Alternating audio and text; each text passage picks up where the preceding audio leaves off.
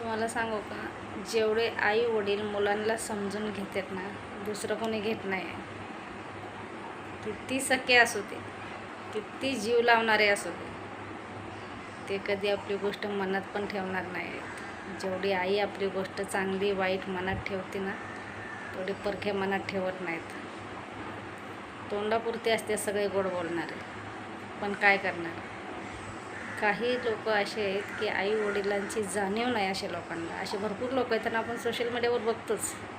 खरं आहे की नाही. ज्यांना आई वडील येतं ते किती नशिबवान आहेत. आई वडील नसलेल्याचं दुःख मी काढले, मला विचारा तुम्ही. पण ज्यांना आहेत त्यांना जाणीव नाही आहे. पण खरं सांगू तुम्हाला, आई वडिलापेक्षा कोणच मोठं नाही आहे.